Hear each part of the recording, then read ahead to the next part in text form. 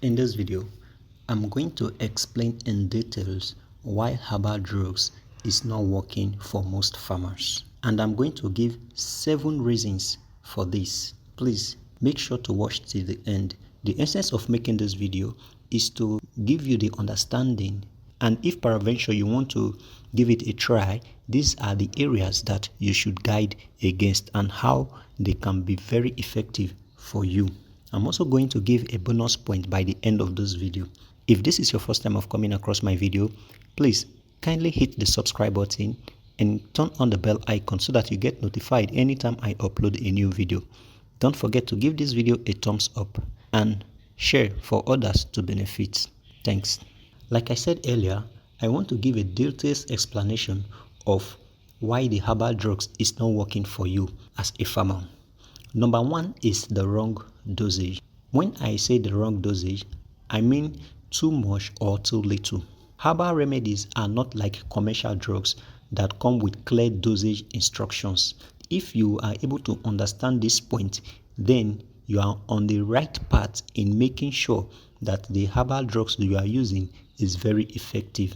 So, if you give too little, the herb will not have an effect. If you give too much, it can even harm the birds or reduce feed intake. For example, garlic or bitter leaf herbs in excess can make the birds refuse to eat or drink. So try and understand these basics.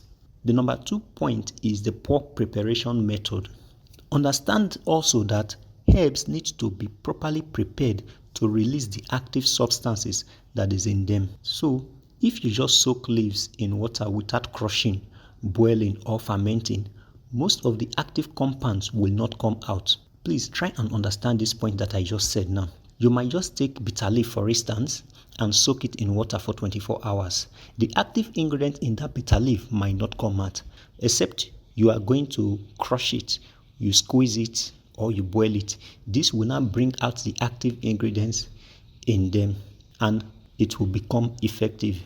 On the other hand, some herbs work better when dried and powdered. Others are when you boil them, that is when they become more effective. So using the wrong method can make the herb almost useless. I believe you are understanding what I am saying in essence. By the time, for instance, bitter leaf, which I just made mention of now, if you are supposed to squeeze it, pound it, or grind it for it to be effective, you now went ahead to soak it, it will not be effective by the time you administer it to your birds. So understand it. Different herbs have different method of application. The number 3 is low quality or wrong plant material. Some farmers harvest herbs at the wrong time. It's either they harvest it, either it is too young, too old, or during rainy season when the potency is very low. This is a very important point that I'm sharing with you. If the herbs are already rotting, infected, or sprayed with chemicals, the effect also will not be felt, so it will be a waste. Sometimes farmers even confuse similar looking plants, so they may not even be giving the right herb to their birds. So these are some of the challenges that will make your herbs not to be effective by the time you administer it to your birds, because there are instances where you see plants that that are very similar. The 4th point is expecting herbs to work like synthetic drugs.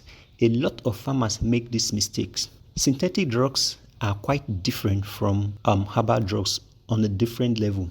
Commercial drugs like the antibiotics or the growth promoters are very concentrated and they give quick results.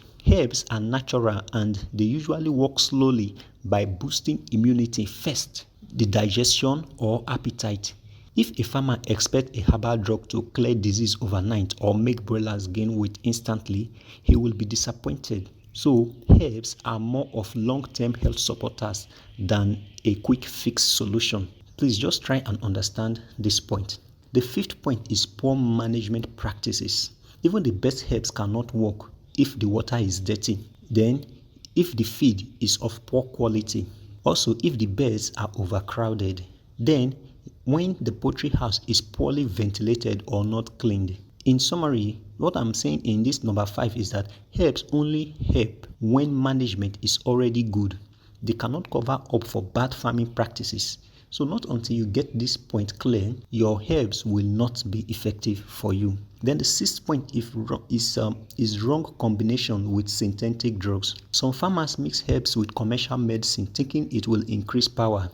Instead, this can cancel out the effects of both. For example, certain herbs reduce the absorption of drugs in the body. So instead of you to focus on use of herbal drugs, you now use herbal drugs and synthetic drugs together. Two things will happen.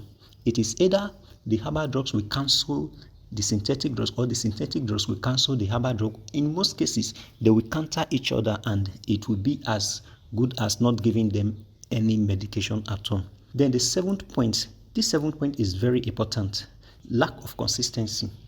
Many farmers give herbs only when there is already a big problem, instead of using them consistently as a preventive measure. So the bottom line is that by the time they want to use herbs, the birds are too weak. By the time they notice that the birds are sick, that is when they will not switch to use of herbs. And by then, the birds are too weak and the herb cannot save them. Understand this, that herbs work better when used earlier and regularly, not as an emergency cure. Let me give you a summary of all I'm trying to explain to you in this whole video. Is that herbs, herbal drugs are not magic. They fail mostly because of wrong dosage, poor preparation, low quality herbs, expecting quick miracles, poor poultry management, or inconsistent use. So understand that herbs should be seen as a support to good management, not a replacement for it. So if you want your herbs to be very effective for your poultry beds, ensure to follow these 7 steps that I have listed, and you will thank me later. If you are sure that you get any tangible information from this video, help me to grow my channel by clicking the subscribe button, turn on the bell icon so that you get notified anytime I upload a new video. Don't hesitate to give this video a thumbs up and drop your questions in the comments section. Also, share so that others can benefit. Thanks.